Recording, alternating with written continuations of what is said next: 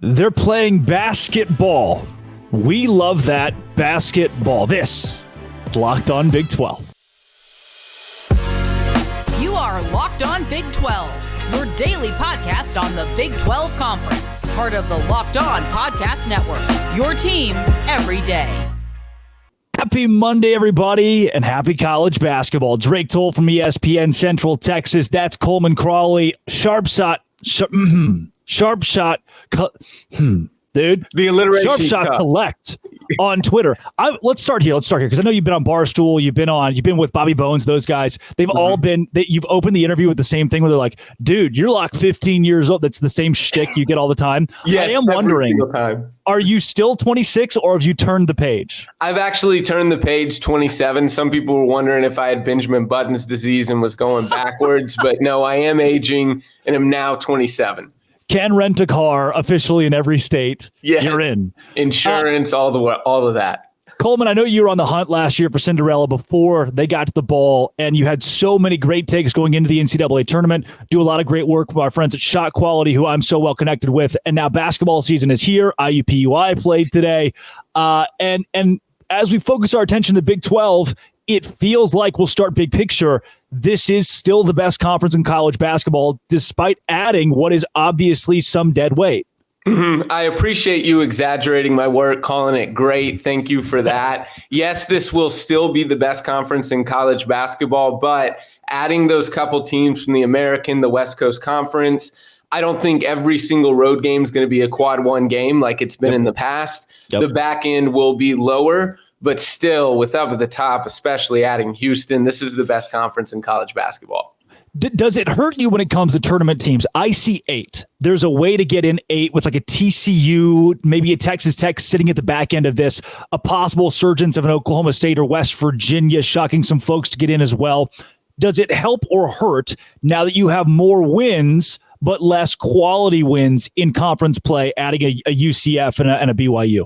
I think ultimately it helps. Now, it is unique when the entire conference is in the top 75 in net and every single road win counts as a quad one win. Yeah. But I think, obviously you slip up to BYU, Cincinnati, Central Florida. Now your resume is looking a lot worse. I think ultimately it helps those middle or to back end teams like you were asking about getting those wins, assuming they'll be able to take care of business. When you look at the conference, to me, it is Kansas, everybody else, year in and year out. It's not unique this year for Hunter Dickinson and the Jayhawks to be favored. This is just the way things go in this league. Is it, if you had the decision of Kansas or the field, where do you lean? I'm going with Kansas, but I'm not in on the Kansas consensus number 1 talk. I have them at number 6 in the country. They lost their 2 leading scorers. Grady Dick's gone. Jalen Wilson's gone. Yes, they brought in arguably the best transfer in the country in Hunter Dickinson. And of course, Bill Self knows how to coach bigs. Nick Timberlake's the hottest microwave, in my opinion, in all 106 games that I saw. Can score points in a flurry, particularly from the outside. Top 25 or near it freshman in. I get why there's a lot to like with this team, but losing Wilson and Dick on a team that was out in the round of 32, I don't have Final Four like expectations like these others do, but still have them up near the top, and I'd take them in the Big 12 over the field. Let's follow up here. Because you have Kansas at the top of the Big 12, but not necessarily in the Final Four, does that mean you withhold for the second year in a row the Big 12 from Phoenix? I do. The Big 12 has a bunch of good teams, but I'm worried if there's not a great one. Yeah. Granted, Kansas may be that team, and I'm off on them. But yeah, I don't think the Big 12 will make the Final Four this year. And they lost in 12 of 14 teams, lost each of their 2 leading scorers. So other conferences, particularly the Big East, has a lot more continuity at the top, the Big 10 as well, than the Big 12. When it comes to a Houston that you added in and you alluded to their success or supposed early success in the Big 12, is there any way you can withhold them from the top 3 even without Marcus Sasser preseason? I'm down on Houston relative to the rest of the national media. I've got them 19th overall and 4th in the Big 12. You look when Houston played elite competition, they struggled against Memphis when they'd see them the last couple of seasons. Yes, they've made runs to the second weekend and then some, made that Final Four and got blown out. But even in that Final Four run, they played no one better than a 10 seed in that run to the last weekend. And they lose 3 of their top 4 scorers. Marcus Sasser gone. Jarris Walker was coming on late at the end of the year. Trayvon Mark. I think that's a lot of guys to replace. I love Cryer. I love Dunn. Got a top 100 recruit, but I don't think they have the same talent on the roster that they had last year. Thank you for bringing up the Final Four game where they were blown out by the Baylor Bears. Your boy. And Baylor 0-3 in Big 12 to start last season. The big reason why Kansas State, as they became the not just dark horse in the Big 12, but true Final Four candidate there at the very end under Jerome Tang with Baylor, especially now that Kansas State is good and Texas Tech, who has another Scott Drew tree assistant, could surge. Is this a Baylor team with a lot of different parts and pieces that can put it together? I think they can. You lose your top 3 scorers. That's tough to replace. I honestly think they'll be about the team they were last year. I think a 3 seed. I've got them at the top of the 5 line, so maybe I have a little bit of a drop off. But 3 top 60 recruits, 1 of them top 10. I like Jaden Nunn at VCU. You know he's going to know how to play defense, having been coached under Mike Rhodes. Ray J. Dennis can score and distribute the ball as well. I do like this Baylor team, but think there will be a slight drop-off, but I've got them 3rd in this conference. Texas, the return of a Tyrese Hunter or Dylan Dessou. Where do you go with a team that's given you so much disappointment late in seasons, really almost no matter who's been there?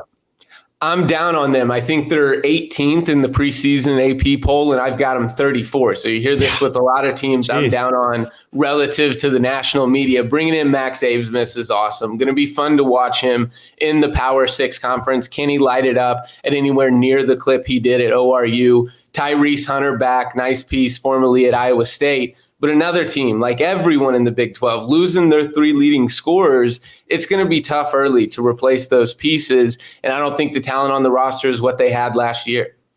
This is what I call the hodgepodge of teams. Kansas State, TCU, Iowa State, Texas Tech. To me, it ends there. It's those 4 teams that squarely seem in the conversation of should make the tournament, might not. Is there any separation? Is there truly some traffic in the middle of the Big 12 to you? I think I'm way high on TCU. I've got them as number 11 in the country. I know they lost Mike Miles. Coach Dixon knows how to coach defense, but it's the transfers that he went after. Bring back 3rd through 6th leading scorers, so 4 of your top 6 are back. Jameer Nelson Jr. out of Delaware averaged 24.5 assists a game. Avery Anderson, a double-figure score in the Big 12. I know Mike Boynton would love to have him back. Bringing a double-double guy out of Coastal Carolina. Former top recruit out of Kansas that didn't get to see the floor much, Inude. I love what Coach Dixon did in the transfer portal, and I've got them as 2nd, actually, in the Big 12. So that's the team in that bunching I see separating from the rest of the field. With the Kansas State, who was so good last year in the underdog role, they don't get to be that this season. Everybody remembers how dangerous they were down the stretch. They've added big pieces in the transfer portal, Tyler Perry being the key one. Is that enough to make them as dangerous as they were because they can't sneak up now? I don't think they're as dangerous as they were, a 3 seed last year. I've got them as a 6 seed this year and 5th in the Big 12. Love the 3 transfers. Quez Glover, if he can get back healthy, cat quick, can separate like nobody's business, neither get to the rim or separate and pull up from deep. He averaged like 19, I want to say 2 years ago, just 15 last year as he wasn't healthy the majority of the season. Tyler Perry, you just mentioned at North Texas, of course, knows how to defend and score. And then Arthur Kaluma was stunned. Him and Nimhard transferred out of Creighton with what they could have returned. That's another great addition that I think Tang's done enough to where you aren't going to want to mess with this team, especially in Manhattan. But I think there'll be a little drop-off. Losing that duo of Noel and Johnson was just special. Before we get into that 3rd of the 4 tiers, I do want to spend some time on Iowa State, who was shot quality's number 1 defensive team in America last year. The first, since the existence of shot quality, which is only 6 years, 5-6 years, they're the first team to not make it Sweet 16, being the number 1 defensive team in America. Now this year, TJ Otzelberger, year 3, can they keep that pace? I've been frustrated as a Sooner to watch Otzelberger come in and just pick up, no problem in the Big 12. Then watching Tang do it last year, and here we bring in a guy that's made a Final Four at a mid-major in Porter, and my Sooners can't get the job done. But yes, I think Iowa State will be back in the NCAA tournament. I've got them as a 9 seed, just below Texas at 36.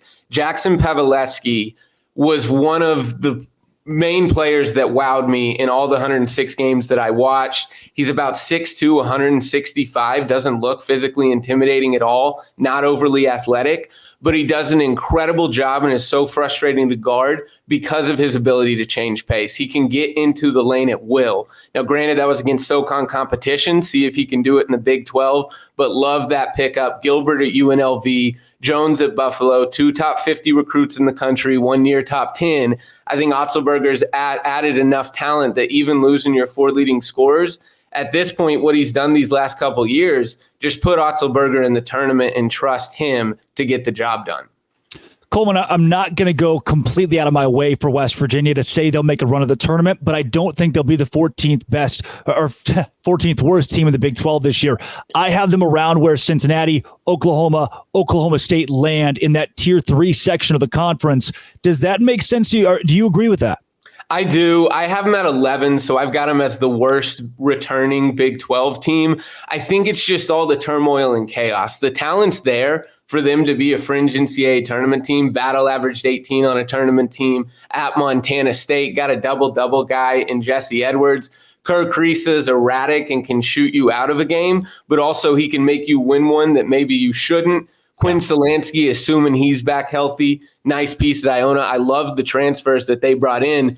But when your returning leading scorer average 4 points a game, that's having to mesh so many pieces. And then you've got the Huggins thing hanging over the program that I've got West Virginia last in terms of the returning Big 12 teams, but 11th in this conference. UCF, BYU could even, to me, make a case for Cincinnati being on the lowest portion of the Big 12. Any room to disagree there?